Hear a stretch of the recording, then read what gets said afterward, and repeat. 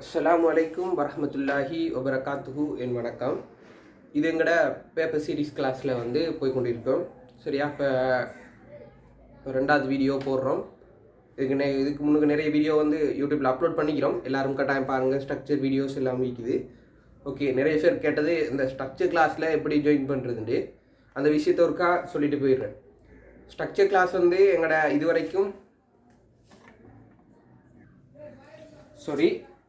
இதுவரைக்கும் நாங்கள் வந்து தொடர்ந்து ஒரு மாதத்துக்கு மேலே செஞ்சு கொண்டு வரோம்.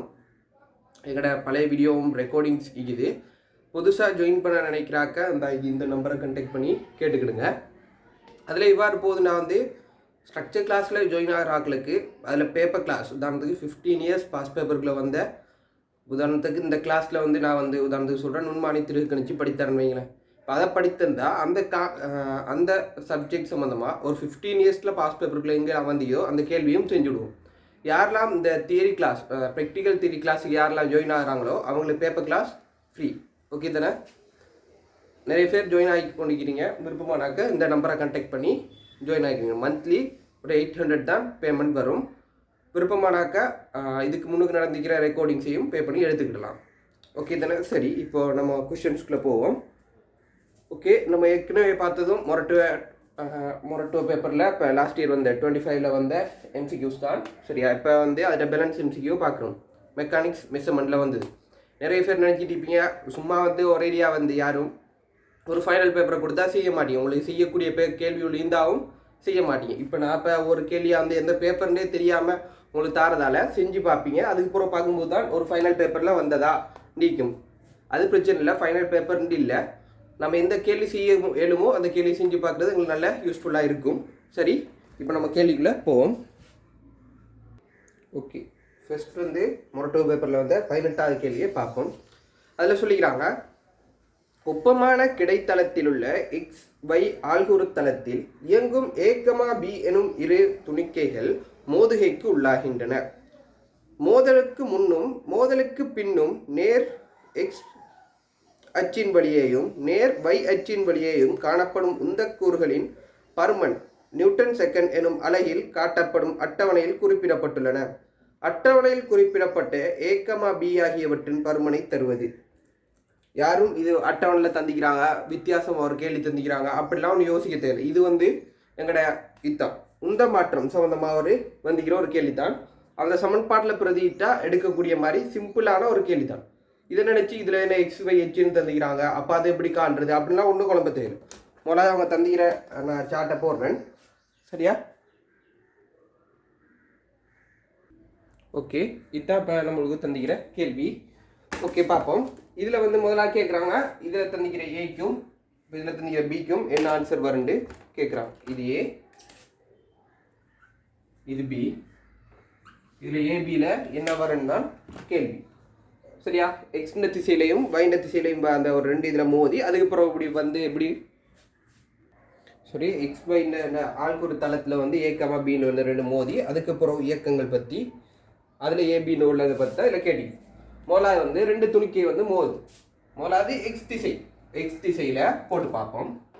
எக்ஸ்னா இந்த திசை. சரியா, அப்புறம் இந்த திசையில் உந்த காப்பு தத்துவத்தை போட்டு அதுக்கப்புறம் Y திசையில உந்த காப்பு தத்துவத்தை போட்டால் அவ்வளோதான் கேள்வி. சரியா, இதில் வந்து அவங்க முதலாவது தந்திக்கிறாங்க உந்தங்கள். நம்ம இப்போ அதை பிரதியிட்டா ஓகே உந்த கூறுகள் அவங்களே தந்திக்கிறாங்க. இப்போ எக்ஸ் திசையில் பார்த்தா மோதலுக்கு முன் ஆரம்ப உந்தம் என்னடா வந்து எக்ஸ் திசையில் -4 + B. மொத்த உந்தம் தானே போடணும். அப்போ ரெண்டு உந்தத்தையும் கூட்டணும். சமன் மோதலுக்கு பின் என்னது இந்த 4 + 3 4 + 3. ஓகே, இப்போ B எழுவாய் மாற்றம் செய்கிறது தான் B சமன் இந்த -4 அங்கிட்டு வந்தால் +4 அப்படின்னா +4 4 + 3. இப்போ B சமன் 11.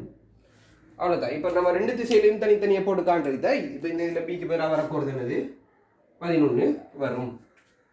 இப்போ வந்து Y திசையில் போட்டு பார்ப்போம். Y மேல் நோக்கின்னு வச்சா இப்போ Yக்கு வந்து முதலுக்கு முன்னின்றது என்னது 5.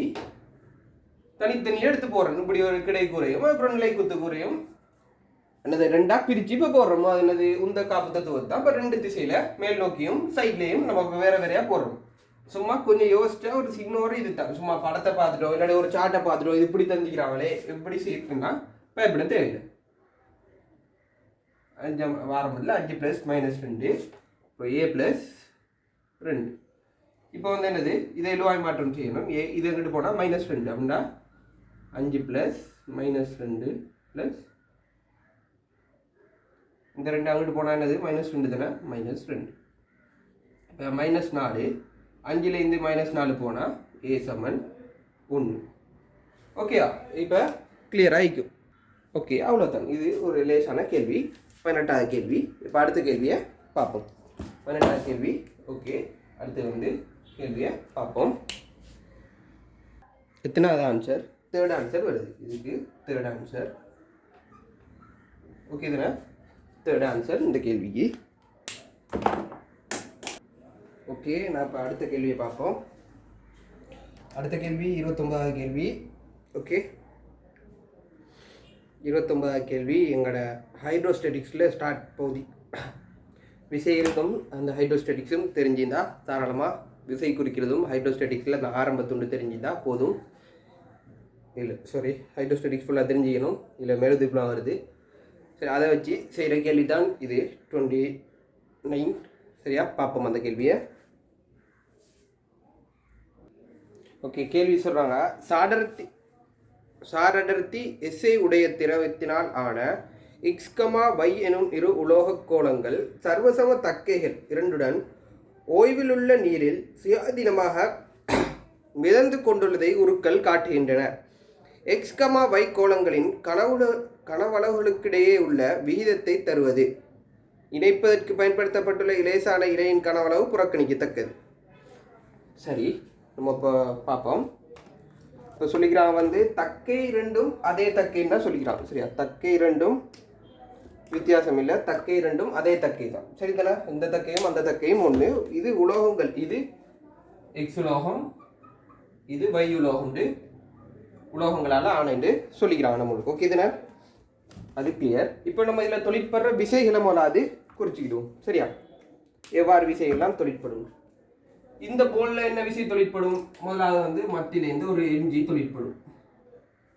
ஓகே தானே? இந்த இடத்துல ஒரு mg தொழிற்படும். இந்த இடத்துல வந்து ஒரு mg தொழிற்பட்டு கொண்டே இருக்கும்.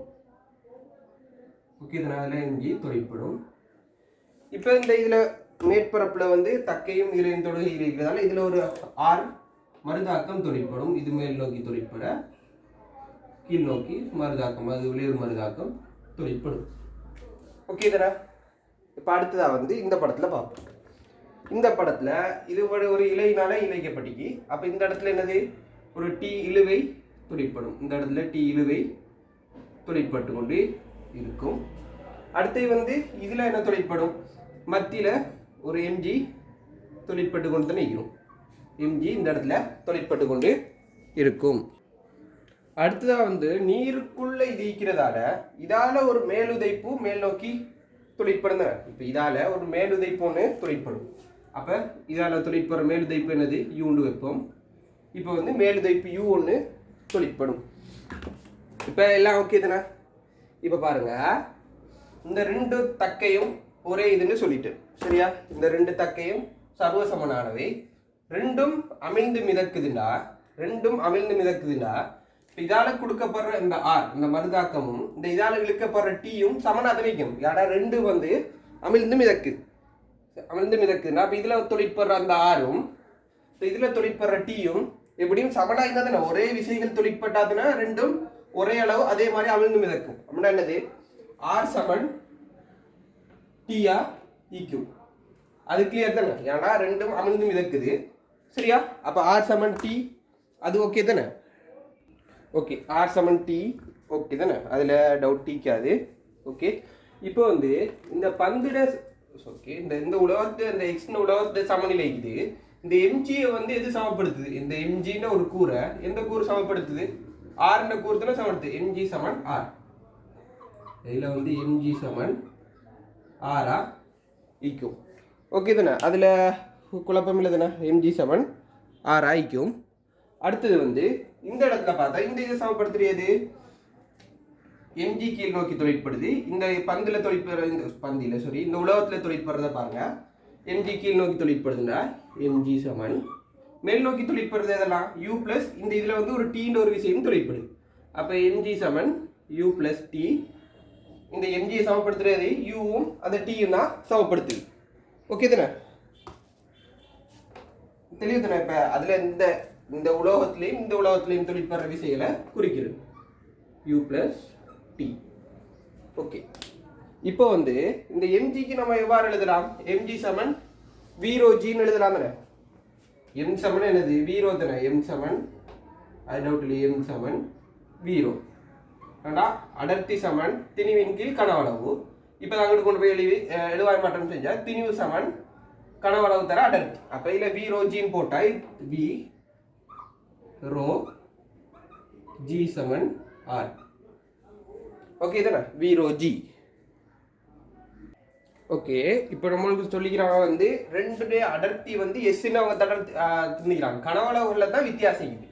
இந்த ரெண்டு இந்த வையும் இந்த எக்ஸும் ஆக்கப்பட்டது என்னது? எஸ்ன்னு ஒரு திரவியத்தால் தான் ஆக்கப்பட்டதுன்னு சொல்கிறாங்க. அப்போ இந்த ரோக்கு பதிலாக எஸ் வந்து சார் அடர்த்தின்னு திணிக்கிறாங்க. சார் அடர்த்தினா என்னது? சார் அடர்த்தியை நம்ம என்னது நீரின் அடர்த்தியால் பெருக்குனா வந்து அந்த அதுக்குரிய அடர்த்தி வரும். இந்த உலகத்துக்கு எதிர சார் அடர்த்தியோ அது நீரின் அடர்த்தியால் பெருக்குனா வாரே தானே அதுக்குரிய அடர்த்தி. சார் அடர்த்தினா இந்த நீர் சார்பான அடர்த்தி. சரி, நீர் சார்பா அதுக்குள்ள அடர்த்தி. சரியா? அப்படின்னா என்னது? அது நம்ம எப்படி கண்டோம்? ரோ டபிள்யூ தான் சார் அடர்த்தி. சரி தானே? இப்போ சார் அடர்த்தி இதுதான் சார் அடர்த்தி. அந்த இது கீழே அந்த நீர் அடர்த்தி சார்பா. இப்போ எழுவாய் மாற்றம் செஞ்சால் என்ன வருது? ரோ சமன் இப்படி வரும். அதுக்கு பதிலாக என்ன பிரதி எல்லாம் v is rho w g. Okay தானே, இது கிளியர் ஆகிக்கும். சார் அடர்த்தி தர நீரின் அடர்த்தி. ஓகே தானே. இப்போ வந்து இதுலையும் அதை mgக்கு பதிலாக என்னத்தை பிரதி இல்லாம் அதை இது பிரதி இல்லாம் v is rho w g Saman u மேலுதைப்பு என்னது? இப்போ நீராளத்தின இப்போ உள்ள திரவம் என்னது? நீர்த்தனை. நீரால கொடுக்கப்படுற மேலுதைப்பு. ஓகே தானே.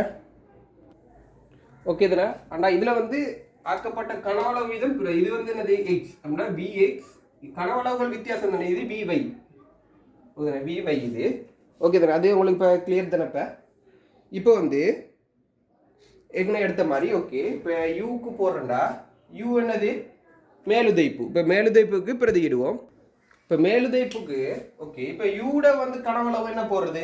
உங்களுக்கு நல்லா தெரியும். ஒரு பொருள் ஃபுல்லாக தாண்டு அமிழ்ந்து மிதந்தா வந்து அந்த பொருளோட இது தான் வந்து இதில் கனவளவாக மீக்கும். அந்த பொருளோட கனவளவு தான் மேலுதைப்பாக தொழிற்படுறதுல கனப்படுற கனவளவாக மீக்கும். அப்போ அந்த கனவளவு என்னது? vy தான். vy இது என்னது? நம்ம மேலுதைப்பு எதுக்கு போடுறோம்? இந்த திரவத்தால் ஏற்படுறதுன்னா அப்போ அதில் அடர்த்தி என்னது? ரோ டபிள்யூ நீர் அடர்த்தி இதில் போடுறோம். மேலுதைப்புக்கு இதில் பிரதிடுறோம். இது வந்து திணிவுக்கு போட்டோம்.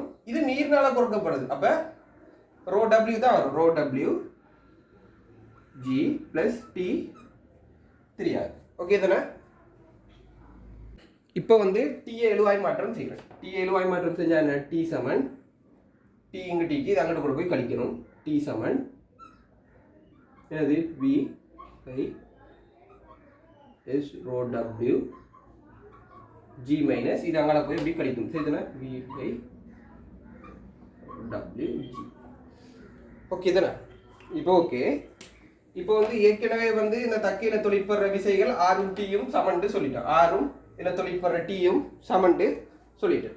இப்போ வந்து டி சார்பா கோவை எடுத்துட்டேன். இப்போ ஆர் சார்பாவும் கோவை எடுத்துட்டேன். இப்போ ஒன்று சமப்படுத்துறேன். ஓகேயா? vx is rho w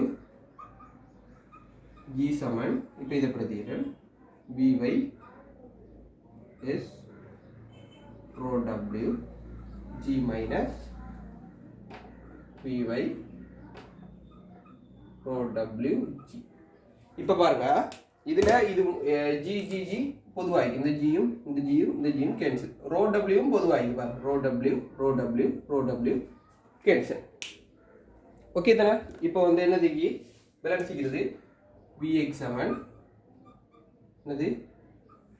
vy is minus V Y. So இதில் விவை எக்ஸ் எஸ் முடிஞ்சு.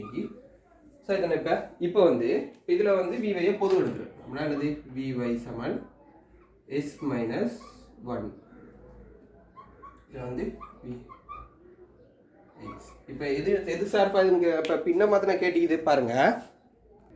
கனவளவுக்கு இடையிலான விகிதம் அப்படின்னா விஎக்ஸ் ஓவர் விவை வந்து என்னது எஸ் மைனஸ் 1 கீழ் எஸ்ஸாக இருக்கும். இதை வந்து எழுவாய் மாற்றம் செஞ்சுக்கிட்டோம்.